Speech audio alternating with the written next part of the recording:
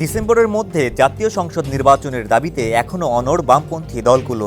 প্রয়োজনীয় সংস্কার শেষ করে দ্রুত নির্বাচনের রোডম্যাপ ঘোষণা চায় তারা। সংস্কার নিয়ে জাতীয় ঐকমত্য কমিশনের সঙ্গে চলমান সংলাপেও তারা এ দাবি জানিয়ে আসছে। বামপন্থী নেতারা বলছেন, দেশজুড়ে এক ধরনের অনিশ্চয়তা চলছে। এই অবস্থার উত্তরণে দ্রুত নির্বাচন এবং নির্বাচনের মাধ্যমে ক্ষমতা হস্তান্তরই একমাত্র পথ। সরকারের বক্তব্য ও কর্মকাণ্ডে নির্বাচন নিয়ে জনমনে অনাস্থা দেখা দিয়েছে। অন্তর্বর্তী সরকার ডিসেম্বর থেকে আগামী বছরের জুনের মধ্যে নির্বাচন অনুষ্ঠানের কথা বলেছিল। তবে গত ১৩ জুন লন্ডনে প্রধান উপদেষ্টা ডক্টর মোহাম্মদ ইউনূস ও বিএনপির ভারপ্রাপ্ত চেয়ারম্যান তারেক রহমানের বৈঠকে আগামী বছর রোজা শুরুর আগের সপ্তাহে অর্থাৎ ফেব্রুয়ারিতে নির্বাচন আয়োজনের বিষয়ে নীতিগত ঐকমত্য হয়। তবে বাম নেতারা বলছেন, সবার আগে নির্বাচন ব্যবস্থার প্রয়োজনীয় সংস্কার করতে হবে। এই সংস্কার করে দ্রুত নির্বাচনের রোডম্যাপ ঘোষণা করা না হলে সংকট আরও বাড়বে।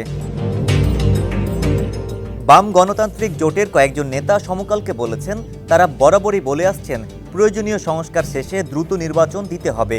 নির্বাচন ডিসেম্বরের আগেও করা সম্ভব ছিল, যত দেরি হবে ততই সংকট বাড়বে। দেশের বামপন্থী দলগুলোর বৃহত্তম এই জোটে বাংলাদেশের কমিউনিস্ট পার্টি ও বাংলাদেশের সমাজতান্ত্রিক দল সহ ৬টি দল সক্রিয় রয়েছে। তারা দ্রুত নির্বাচনের দাবিতে এরই মধ্যে বেশ কয়েক দফা কর্মসূচি পালন করেছে। সিপিবির সাধারণ সম্পাদক রুহুল হোসেন প্রিন্স সমকালকে বলেন, অধিকাংশ রাজনৈতিক দল ও সাধারণ মানুষের দাবি ৩১ ডিসেম্বরের মধ্যে নির্বাচন হতে হবে। কালার এক্সপার্ট, জর্জ স্যাপ এবং মাইল্ড অন হ্যান্ডস টেকনোলজি সমৃদ্ধ অরিক্স ক্রিস্টাল ওয়াশ আপনার লন্ড্রি এক্সপার্ট।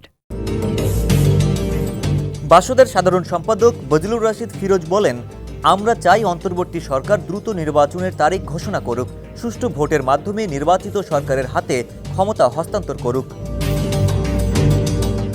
বাম গণতান্ত্রিক জোটের মতো বাংলাদেশ জাতীয় সমাজতান্ত্রিক দলও চাইছে ডিসেম্বরের মধ্যে নির্বাচন। দলটির সভাপতি শরীফ নুরুল আম্বিয়া বলেছেন, একটি ভালো নির্বাচনের জন্য যেটুকু সংস্কার দরকার সেটুকু করতে খুব বেশি সময়ের প্রয়োজন নেই। ৫টি দল নিয়ে গঠিত গণতান্ত্রিক বাম ঐক্যও চাইছে প্রয়োজনীয় সংস্কার শেষে দ্রুত নির্বাচন।